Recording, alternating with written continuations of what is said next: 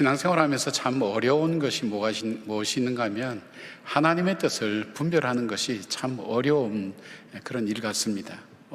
매번 여러 가지 일들이 우리 삶 속에 많이 일어나지만 그때마다 하나님의 뜻이 어딘지를 찾는다는 것이 참 어려운데, 성경을 보면서 공통적인 특징이 하나 있습니다. 하나님께서는 나를 변화시키거나 내 문제를 해결하거나 환경을 바꾸시려고 할 때에는 반드시 기도라는 것을 통해서 역사하시는 것을 많이 보게 됩니다. 그래서 기도할 환경과 기도하게 만듭니다. 또 하나, 공동체와 우리가 속한 이 세상을 바꾸기를 원하실 때는 하나님 역시 기도라는 것을 사용하시는데, 그때는 기도하는 사람을 일으켜 세우십니다. 기도하는 사람을 통해서 하나님 그 역사를 바꾸시고 인도해 가시는 것을 보게 됩니다. 그래서 어려운 분들을 만나면 그런 말씀을 드리죠. 하나님께서 기도하게 하시고 그 다음에 귀한 것으로 아마 주실 거예요. 복된 것으로 주실 거예요. 너무 염려하지 마세요. 그렇게 말씀을 많이 드립니다. 그 이유가 성경에 나오는 공통적인 하나님의 역사를 바라보고 그렇게 이야기할 수가 있습니다. 오늘 이 본문은 여러분이 잘 아시는 내용입니다. 하나님께서 하나님의 일행, 하나님과 천사, 삼위 하나님 그렇게 얘기를 많이 합니다만은 하나님의 일행인데, 지나가는 나그네인데 아브라함이 대접을 했습니다. 근데 그 대접이 나그네를 대접한 것이 아니라 나중에 알고 보니까 하나님과 천사들을 대접한 그 대접이 되었습니다. 대접을 받고 천사들은 이 소돔과 고모라 땅으로 가는데 하나님이 잠깐 멈추어서 계십니다. 멈춰 계실 때 하나님께서 이 아브라함에게 소돔과 고모라에 대한 말씀을 하시죠. 그럴 때에 아브라함이 하나님께 소돔과 고모라에 있는 자기 조카 롯을 생각하면서 하나님께 간구하는 내용이 여기에 나옵니다. 그러면서 하나님께서 기도하게 하신 사람, 하나님께 기도하는 사람의 태도와 자세가 어떤 것인가, 그런 것들을 생각을 많이 하게 됩니다. 아브라함의 기도를 통해서 기도하는 사람들의 태도와 자세가 어떤 것인가 하는 것을 우리가 함께 배우면서 우리 1만 명 기도 운동할 때에 여러분들이 그런 마음과 자세를 가지고 아브라함에게서 배운 기도의 자세를 가지고 예배를 드리고 기도를 할 수 있었으면 좋겠습니다. 첫 번째로, 아브라함은 하나님 앞으로 가까이 나아가는 삶을 선택하게 됩니다. 22절 보면 하나님과 천사들의 일행이 아브라함과 대하다가 이제 그들은 떠나고 하나님이 잠깐 멈춰 서 있는데 소돔과 고모라에 대한 이야기를 하나님이 하시죠. 그때 23절에 이렇게 말씀합니다. 아브라함이 가까이 나아가 이르되 주께서 의인을 악인과 함께 멸하려 하시나이까. 그렇게 하나님 앞에 질문을 하게 됩니다. 여기에 그대로 섰다라는 것은 계속적으로 하나님 앞에 머물러 있다는 의미가 됩니다.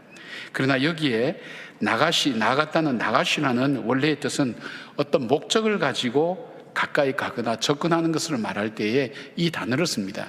그러니까 아브라함이 하나님의 일행이 떠날 때 그냥 그달에 하나님과 대면하면서 있었습니다. 그런데 소돔과 고모라에 대한 얘기를 할 때 아브라함이 하나님께 더 가까이 나갔다는 겁니다.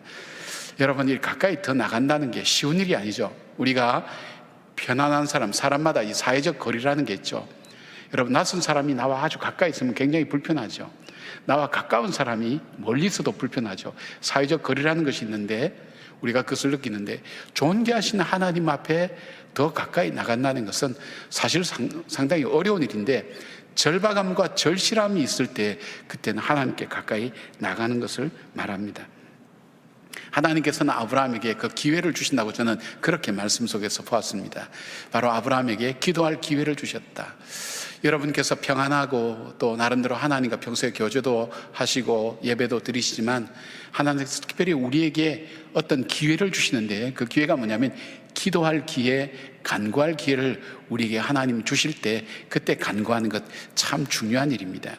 하나님께서는 직접 말씀하실 수도 있지만 우리에게 사건을 통해서 우리에게 말씀하실 때 그때의 그 기회를 놓치지 않고 하나님께 더 가까이 나가서 하나님 앞에 간구하고 부르짖는 것이 중요하다는 것입니다. 그래서 기도하는 사람, 응답받은 사람의 특징 중에 하나는 하나님께 더 가까이 나가서 기도한다. 어려울 때일수록 또 문제를 가질 수 있도록 하나님 앞에 가까이 나가서 기도하는 것을 보게 됩니다.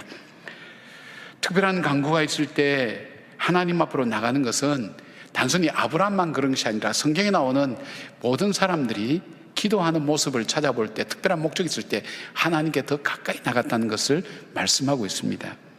가까이 나갔다는 것은 마음과 중심이 하나님께 더 가까이 갔다는 얘기도 되지만, 우리 마음과 몸이라는 것이 분리되어 있지 않거든요. 우리가 안 보면 멀어진다는 말이 그거거든요. 우리가 몸으로 멀어지면 마음도 멀어지게 되어 있습니다. 우리 아까 성집사님 간증하면서 우리가 들었지 않습니까? 1년 만에 교회를 오니까 출입구도 못 찾겠다고, 기도할 때 무슨 기도를 해야 될지 모르겠다고 솔직하고 정직하게 고백한 겁니다. 우리가 하나님 앞에 가까이 나와서 몸으로 더 가까이 나가지 않는다면 무슨 기도를 해야 될지, 어떻게 해야 될지 사실 잘 알지 못합니다. 그래서 우리가 하나님께 더 가까이 나간다는 그 의미는 마음과 중심이 나가는 것을 말하지만, 나타나기는 우리 몸으로 하나님께 더 가까이 나가는 것을 말합니다. 여호사밧 왕이 모압 자손과 암몬 자손이 공격해 올 때 두려움이 가득했습니다. 그 두려움을 어떻게 주체할 길이 없었습니다. 그래서 그는 하나님께 더 가까이 나가고, 각 성에 있는 하나님의 백성들이 하나님의 전뜰에 모여서 함께 기도하는 모습을 보게 됩니다. 또 히스기야 왕도 마찬가지입니다. 아수르 군대가 쳐들어와서 위협할 때에 히스기야는 사내립이 쓴 편지를 가지고, 그걸 가지고 성전으로 올라갑니다. 그리고 그 편지를 펴놓고 기도합니다. 열왕기하 19장 14절 보니까 이렇게 되어 있습니다. 히스기야가 사자의 손에서 편지를 받아보고 여호와의 성전에 올라가서 히스기야가 그 편지를 여호와 앞에 펴놓고 기도했다는 것입니다. 여러분, 일상생활을 통해서 하나님과 교제하며 생활하는 것도 참 중요하지만, 여러분 특별한 목적과 또 여러분이 기도할 제목들을 우리가 알게 될 때에, 그때 우리가 하나님께 더 가까이 나가는 자세가 참 중요합니다. 그런데 문제는 지금이 하나님께 더 가까이 나갈 때인지 아니면 편하든지 그 분간이 안 되는 거예요. 나도 모르는 어려움이 나에게 다가오는데 우리 마음이 둔하여지면 내가 지금 하나님이 주신 기도의 기회를 놓치고 평안한 줄 알고 그냥 그대로 지나다가 그 어려움이 시험이 되는 경우가 적지 않다는 것입니다. 그러니까 하나님께서 우리에게 평안을 주실 때는 어떤 기회냐? 하나님께 더 가까이 나가서 하나님께 아뢰올 수 있는 기회가 된다는 것. 아마 이번에 1만 번 우리가 성전에 우리가 다 나와서 예배를 드리자는 것은, 집에서도 하나님은 여기도 계시고 저기도 계시고 어디서나 드려도 되지, 그렇게 말씀을 드릴 분이 많지만, 사실 그런 분들이 정말 성전에 나와서 예배 드릴 때하고 집에서 예배 드릴 때도 아마 다를 거예요. 지금도 아마 파자마 바람으로 예배 드린 분이 있을 거예요. 그러다가 부엌에 올려놓은 거 있으면 왔다 갔다가 봐가면서 그렇게 예배 드려서 집중이 안 될 거예요. 아마 여러분 다 경험들 다 해보셨을 거예요. 내가 중심과 마음이 하나님께 집중해서 더 가까이 나가고, 하나님과 더 가까이 나가서 내 마음에 있는, 속에 있는 것을 다 내어놓고 예배 드리고 경배하고 찬양할 수 있는 기회를 얻는다는 것 얼마나 귀한지 모릅니다. 여러분, 지금 우리나라가 너무나 어렵죠. 우리나라뿐 아니라 전 세계가 어렵죠. 코로나도 우리의 일상을 많이 어렵게 만들고 힘들게 만들지만, 문제는 코로나 이후의 세상을 아무도 모른다는 거예요. 코로나 이후에 세상이 변하겠구나, 그것이 아니라 구체적으로 여러분의 재정과 여러분의 경제와 가정생활과 인간관계에 미치는 영향이 어떻게 나타날지 예측을 못한다는 거예요. 독일 같은 데서는 10년마다 미래를 내다보는 것, 그렇게 예측도 하고, 요즘 저희들은 한국에는 1년마다 한국의 올해의 트렌드는 어떻게 된다 발표하지만, 지금 코로나 이후의 세상에 대해서는 아무도 모른다는 거예요. 어떤 위험이, 어떤 어려움이 기다리고 있는지, 금융이나 어떤 경제적인 문제나 사회적인 문제나 우리 가치관이나 문화가 어떤 변화가 일어나는지 우리는 알지 못한다는 거예요. 그리고 여러분, 지금 한반도를 중심으로 역사적 속에서 늘 열강들이 각축전이 벌어졌지만, 중국은 500년, 2조 500년 동안 우리나라를 지배했던 나라입니다. 사실상 우리가 조공을 붙이고, 독립문이라는 것도 우리가 중국의 지배에 벗어났을 때 다시는 지배를 받지 않겠다 생각해서 중국의 사신들이 오면 맞이하러 가는 그 문을 헐고 독립문을 세운 겁니다. 일본도 마찬가지입니다. 36년간 우리를 했습니다. 러시아도 마찬가지입니다. 자, 미국과 러시아, 중국과 그리고 이 일본, 이 4대 강대국 사이에서 우리나라가 생존해야 되는데, 우리나라는 반쪽으로 지금 나누어져 있습니다. 북에는 핵무기를 만들고 있습니다. 한 방만 터뜨리면 민족이 없어지는 그런 판국인데, 지금 그 판국에 그보다 더 어려운 것이 뭐냐면, 이 나라가 공동체를 하나로 묶고 국민의 마음을 하나로 묶고 이렇게 가서 우리가 함께 어려움을 이겨나가고 힘든 사람을 살펴나가야 되는데, 한 사람이 죽어나가도 뭐 언론에서만 좀 들다가 끝나지 않아요? 정말 위하고 사랑하고 공동체가 하나 되는 것보다는 반목하고 나누어지고 갈라지게 만드는 이 상황은 우리나라가 외국에서 점령당할 때 겪었던 내적인 문제하고 비슷한 거예요. 그리고 마찬가지로 이 교회라는 것이 이 우리나라 근대사의 교회와 교회가 가진 이 신앙의 가치관을 제외하고는 이 공동체가 이렇게까지 세워질 수가 없습니다. 그런데 교회를 세상과 분리시키고 이데올로기와 이론과 나누어가는 이 세상 속에서 교회가 갖고 있는 건전한 영향력이 교회에 더 이상 사회에 적용하지 못하도록 막고 있는 거예요. 쉽게 말하면 우리 입장에서는 선교와 전도의 길을 막고 있지만, 다른 면에서 보면 건강한 영향력이 사회에 흘러들어오지 못하고 자기의 이데올로기가 작용되고 결국은 권력과 돈을 가지고 하는 그런 이론들이 계속해서 이어지고 사회 구조와 체제를 만들어가는 그 위기 속에서 우리가 할 수 있는 게 없단 말이에요. 앞으로 우리나라가 어떤 나라가 될까요? 여러분이 지금 생각하는 그 가정이 지켜질 것 같습니까? 여러분의 자녀들이 여러분이 생각하는 그 자녀가 될 것 같습니까? 자신 있으세요? 아니요. 차별금지법이나 이런 부분들이 우리가 지금 염려하는 것, 그 다음에 교육법도 지금 사학법 이런 거 만들고 하게 되면 그 아이들에게 줄 수 있는, 제때 줄 수 있는 거룩한 영향력, 좋은 영향력들을 더 이상 공급할 수 없는 거예요. 20대, 30대들이 꿈을 꿔야 될 거 아니에요. 10대, 20대들이 비전을 바라보고 소망을 바라보고 그것을 위해서 자신을 투자해 나가야 되는데, 비트코인에 올인하고 집 샀는데 올인하는 세상이 되어 간다는 세상 자체가 앞으로 어떻게 이 세상에 갈지 모르는 위기 가운데 있다는 거예요. 거기에 따라 내 마음도 내 삶도 우리의 삶의 구조도 바뀌어지는 위험한 시기를 앞두고 우리가 어떻게 해야 될까요? 역사의 주인이신 하나님 앞에 엎드려야 되지 않을까요? 지금이 하나님께 더 가까이 나갈 때가 아닌가요?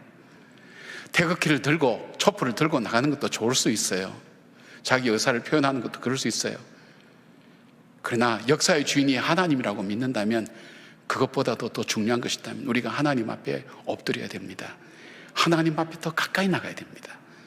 그럴 때에 이 땅의 청년들이 새로운 꿈을 꾸고 희망을 가지고 이상을 향해 비전을 가지고 걸어 나갈 수 있지 않습니까? 청년들이 죽어가고 있는데, 비전이 지금 죽어가고 있는데, 꿈을 꾸지 못하는데 이 나라가 잘 돌아가고 있다고 생각을 하십니까? 제가 너무 비관적으로 봅니까? 비관적으로 보는 것이 아니라 그만큼 위기에 처해 있는 상황이라는 겁니다. 하나님께서 이렇게 재촉하게 하시는 것은 아마 우리 교회를 마중물로 삼게 하는 하나님의 계획 속에 있다고 저는 그렇게 믿습니다. 한 사람도 빠짐없이 나와서 하나님께 더 가까이 가는 기도, 한 걸음 더 가까이, 내가 5분을 주님 앞에 드렸다면 10분을 드리고, 1시간을 드렸다면 2시간을 드리고, 내가 하나님 앞에 더 가까이 주님의 거룩한 삶을 위해서 믿음으로 나가고 있는 그런 기회가 되었으면 좋겠어요. 지금이 하나님께서 우리에게 주신 기회라고 생각합니다. 어쩌면 우리에게 이 사인을 주시고, 이 시대에 사인을 주시고, 아브라함처럼 더 가까이 나와서 기도하기를 기다리시는 그 하나님의 음성에 귀를 기울이는 우리 모두가 되기를 바랍니다. 두 번째로 아브라함을 통해서 배워야 될 기도의 자세는 믿음에서 나오는 겸손입니다. 27절 보니까 아브라함이 대답하여 이르되 나는 티끌이나 재와 같사오나 감히 죽게 아뢰나이다. 굉장한 믿음입니다. 여기에서 아브라함이 나는 티끌이나 재와 같다, 하나님 앞에서 난 티끌이나 재와 같다, 아무 가치가 없다는 거예요. 그러니까 하나님의 그 광대하심, 하나님의 절대 주권, 하나님의 심판하심 앞에 나라는 존재는 아무것도 아닌 존재라는 것을 고백하는 거예요. 여러분, 이 고백은 진정한 믿음의 고백에서 나오지만 겸손한 고백에서 나오는 게, 이 겸손한 고백을 할 때 두 가지 마음이 우리 마음속에 찾아오게 됐어요. 하나는 티끌 같고 재 같은 내가 어떻게 감히 하나님 앞에 서서 내가 하나님 앞에 간구할 수 있는가 하는 그런 마음에 대해서, 야, 이거는 엄청난 특권이라는 것을 깨닫게 되는 거예요. 여러분 그렇잖아요. 내가 결정하고 내가 선택하고 내가 정하면 난 언제든지 기도할 수 있어, 그렇게 생각하시나요? 정말 여러분 그거는 잘 모르시는 거예요. 기도는 내가 할 때 하고, 내가 하고 싶다고 기도하고, 내가 엎드린다고 기도하고, 내가 엎드리는 시간이 기도한 시간이고, 그것 아니에요. 하나님이 위로 허락지 아니하시면 우리는 1시간도 기도할 수 없어요. 1분도 기도할 수 없어요. 티끌과 재 같은 내가, 대통령이 예를 들면 대통령을 만나겠다 그래도 저 같은 사람 만나주겠습니까? 여러분 신방하면 여러분은 참 기쁨하지 해도 대통령은 왜 오냐, 뭐 때문에 오냐, 신원조회하고 이유가 뭐냐, 별일 다 하면서 거절할 거예요. 그런데 그 존귀하신 하나님 앞에 내가 서서 하나님과 대면하여 이야기할 수 있다는 것, 대화할 수 있다는 것, 이 마음속에 야, 이거 특권이구나. 히브리서 5장 4절 보니까 이렇게 되어 있어요. 이 존귀는 아무나 스스로 취하지 못하고 오직 아론과 같이 하나님의 부르심을 입은 자라야 할 것이니라. 내가 선택할 수 있는 것이 아니라는 거예요. 내가 결정할 수 있는 것이 아니라는 거예요. 하나님께 부름받은 아론의 자손만이 하나님과 대면하여 예배를 드리고 제사를 드릴 수 있다는 거예요. 제사장이 될 수 있다는 거예요. 히브리서 10장 19절 보니까 이 말씀이 있습니다. 그러므로 형제들아, 우리가 예수의 피를 힘입어 성소에 들어갈 담력을 얻었나니 되어 있습니다. 정말 존귀한 자만이 하나님 앞에 나갈 수 있는데, 티끌과 재 같은 내가 예수 그리스도의 보혈의 피로 존귀한 자가 되어서 하나님 앞에 나가서 얘기할 수 있을 때, 여러분 얼마나 이거 귀한 특권입니까? 특권은 안 쓰면 손해보는 거예요. 내가 하나님 앞에 나갈 수 있는 기회를 주셨고, 하나님께서 내게 하나님께 나갈 수 있도록 길을 열어주신 이것이 나에게 너무나 귀한 특권이구나 하는 그 마음과 동시에 찾아오는 또 하나가 있어요. 다른 사람은 주님을 만날 수 없는데 그 하나님을 내가 대면했을 때 내가 할 수 있는 것이 나에게 속한 것, 그것만 간구하고 기도하겠느냐? 그것 아니잖아요. 적어도 다른 사람은 설 수 없고 나만 하나님 앞에 서는 이 특권을 얻었다면, 내가 이 특권을 얻었을 때 나에게는 공적인 책임이라는 게 있단 말이에요.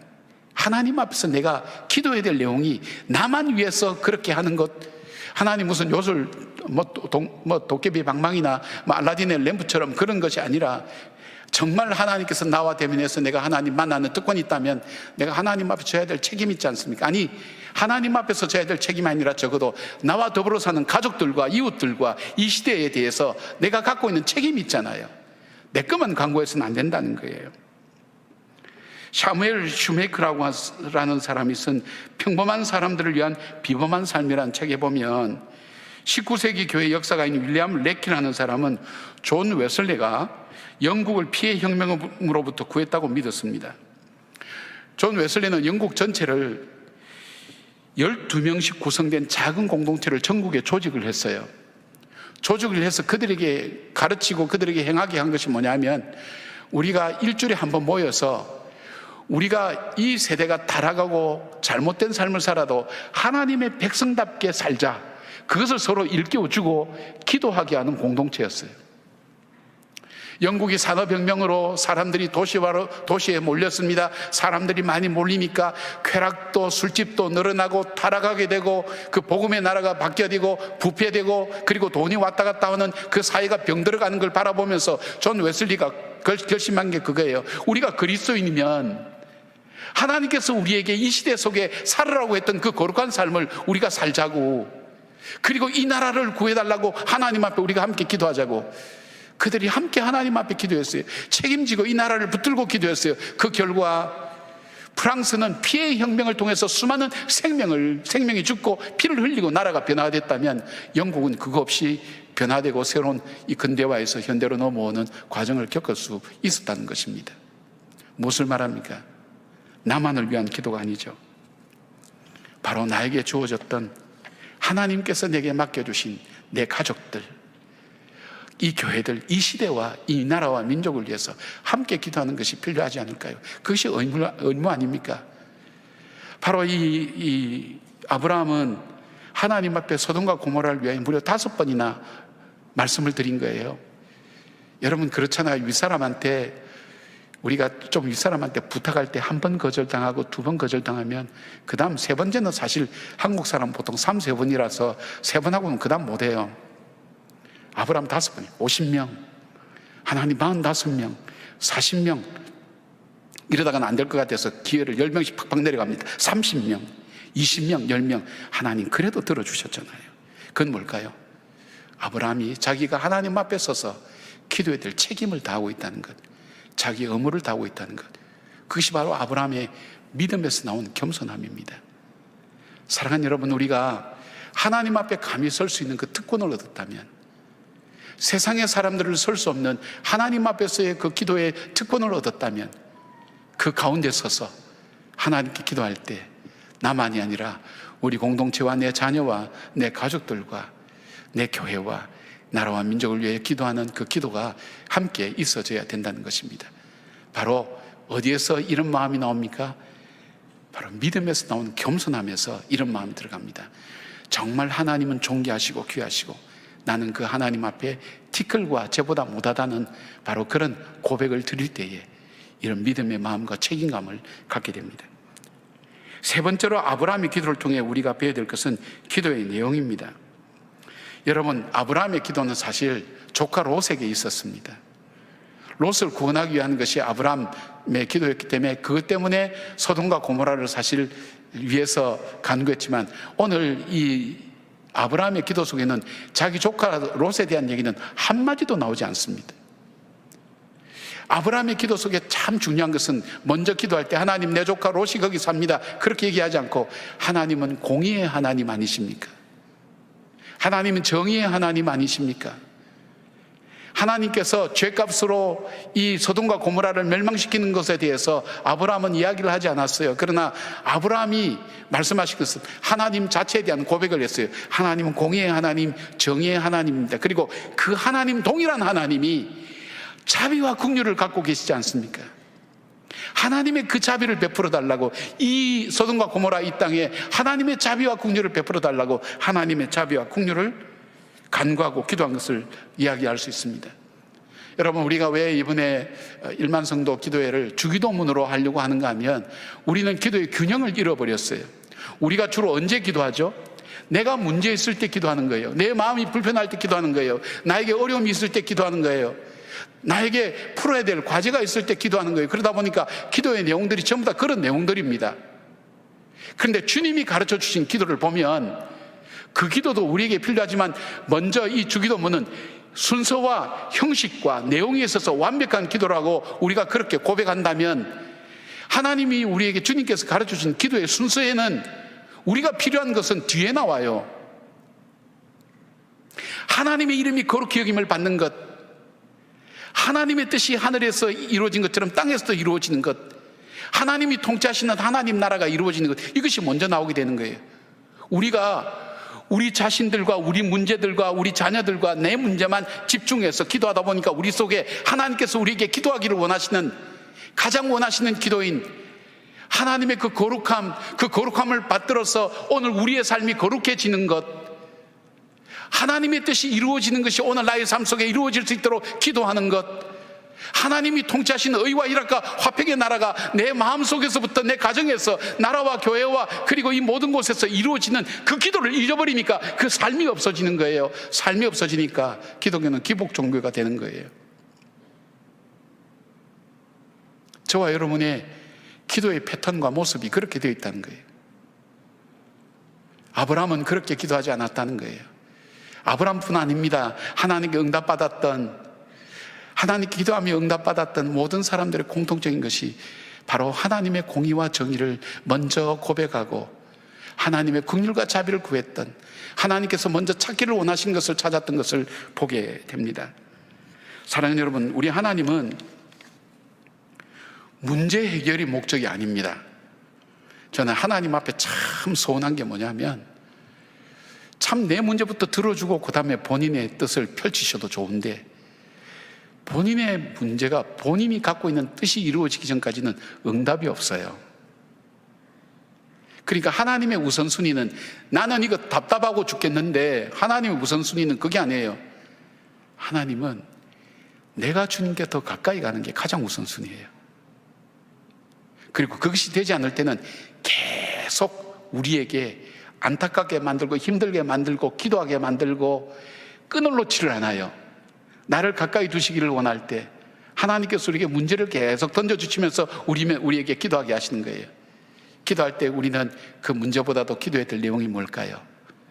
하나님 맞습니다. 주님의 거룩함처럼 우리의 삶 속에 거룩함이 이루어지게 하시고, 하나님, 오늘 내 삶을 통해서 내가 어떤 형편에 있든지 간에 오늘 내 삶 속에서 하나님의 거룩한 뜻이 이루어지게 하시고, 내 마음을 세상이 통치하지 않고 내 마음을 내가 주장하지 않고 하나님께서 나를 통치하시고 나를 주관하시고 이 세상을 주관하시고 가정을 주관하시고 교회와 나라를 주관해 주셔서 주님의 의와 희락과 화평이 나타난 나라가 되도록 하나님 이 땅을 먼저 고쳐주십시오. 그 기도가 우리에게 균형 잡혀서 이루어져야 되는 것을 말하고 있습니다.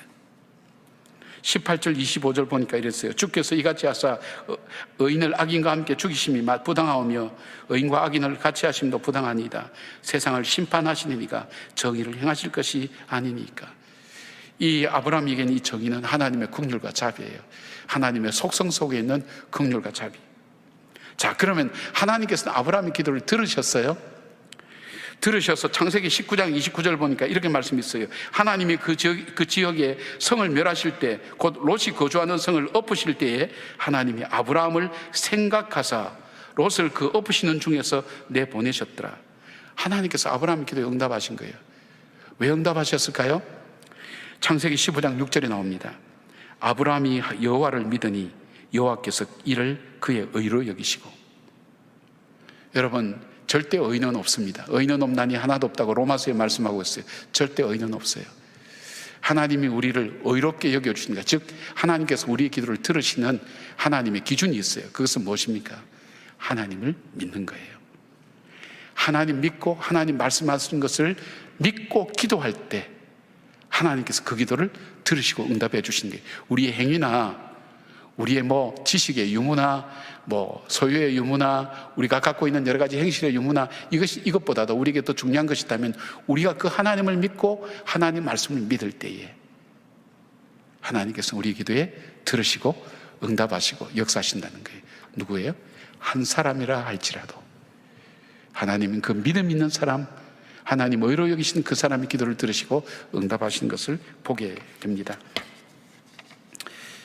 미국에 있을 때 가끔 미얀마 사람들을 만났어요. 지금 미얀마 사태 때문에 복잡하죠. 그런데 그분들이 가끔 하는 얘기가 우리 종족은 다 100% 기독교인이라고 얘기한 얘기를 저는 이해를 못했어요. 왜냐하면 동남아시아는 복음화율이 굉장히 많이 떨어지거든요. 그런데 미얀마 사람들 중에 저렇게 열심히 열정이 있고 부족이 다 믿는다. 그래서 자료를 찾아봤어요. 봤더니 미얀마 사람들은 지금 카렌족이나 카친족이나 진족의 복음화는 절대적이라고 합니다. 그래서 지금 미얀마는 전체 인구의 7%인 300만 정도가 그리스도인이라고 합니다. 그런데 이들이 이토록 변화되고 복음화될 수 있는 것은 바로 아도니람 저더슨이라는 선교사 한 사람 때문에 이루어진 겁니다. 이 저더슨은 미국 명문대학인 브라운 대학을 다녔습니다. 학교 다닐 때는 무신론자 친구와 만나서 대화하면서 감동받아서 신앙의 길을 떠났습니다. 졸업을 얼마 앞두고 무신론자 이 친구가 허무하게 세상을 떠나는 것을 보면서 복음 앞에 다시 마음을 열게 된 겁니다. 생명을 알게 됐고 소망을 붙들게 된 겁니다. 그래서 이 복음이 무지한 사람, 복음이 전혀 들어가지 않는 곳에 이 복음을 증거해야 되겠다는 마음을 가지고 그는 하나님 앞에 헌신하고 결단하고 선교사로 떠나기로 마음을 정하게 됩니다. 근데 같이 떠날 여자가 있어야죠.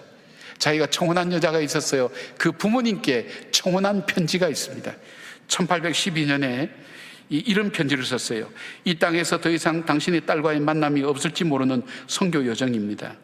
결핍과 슬픔, 모욕과 박해, 그리고 고난과 죽음의 위험이 있을지 모르는 곳으로 그리스도의 복음이 전해질 수 있도록 함께 떠나게 허락해 주십시오.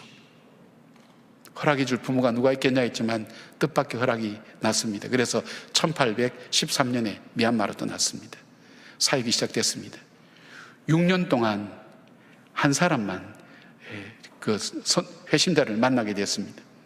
그리고 그는 거기서 아내를 2번 사별했어요. 자녀들도 많이 잃어버렸어요. 그리고 그 자신이 누명을 써서 감옥에 2년 들어가는 고초와 어려움을 겪었어요. 그럼에도 불구하고 그는 미얀마 성경을 번역했어요. 그리고 미얀마 사전도 정리했어요. 그가 37년 뒤에 죽음으로 세상을 떠날 때에 그에게 남겨진 것은 뭐냐면 63개 교회와 21만 명의 그리스도인이 생기게 됐어요. 한 사람으로 인해서, 불과 세월이 그렇게 길지 않아서 한 부족이 변화되고 새롭게 일어나는 역사가 일어나고, 그들에게도 복음의 역사, 자기가 허무하게 살았던 그 삶을 내려놓고 정말 참 소망을 붙들고, 그리고 믿음 안에서 살아가는 바로 그런 믿음의 형제 자매들을 만드는 그 일들을 위해서 그가 헌신했을 때 하나님은 크고 놀라운 역사들을 이렇게 세워주셨습니다. 어쩌면 세계 최대의 선교지가 외국이 아니라 이제는 우리나라가 되어 있습니다.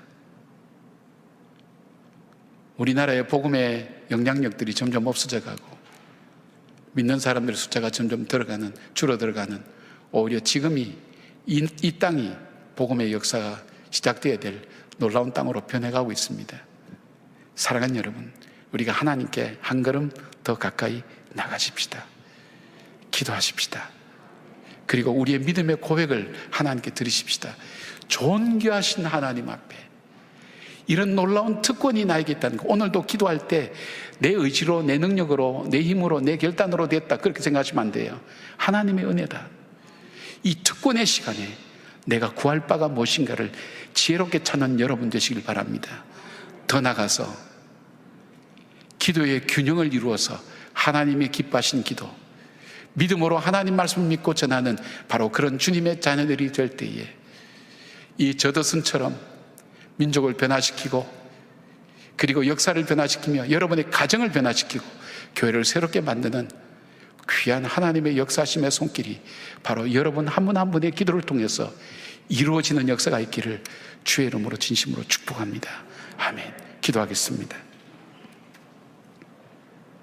하나님, 주님께 더 가까이 가기를 원합니다. 우리에게 고난과 어려움이 올 때 오히려 뒤로 물러나 침륜에 빠지지 않고 주 앞에 더 가까이 다가가게 하시고, 주님 더 붙들게 하시고, 기도하게 하신 그 기회를 놓치지 않도록 도와주시옵소서. 그리하여서 주의 나라가, 주의 뜻이, 주님의 거룩함을 회복하는 주의 백성 될 때에 영국을 구원했던 존 웰슬레이의 기도운동처럼 우리나라가 다시금 아름답게 회복되는 놀라운 전환과 변화의 역사를 경험할 수 있도록 하나님, 사랑하는 이 자리에 앉아있는 기도하는 한 사람 한 사람 통해서 주의 거룩한 역사를 증거하고 나타내 보여 주시옵소서. 예수님의 이름으로 기도드립니다. 아멘.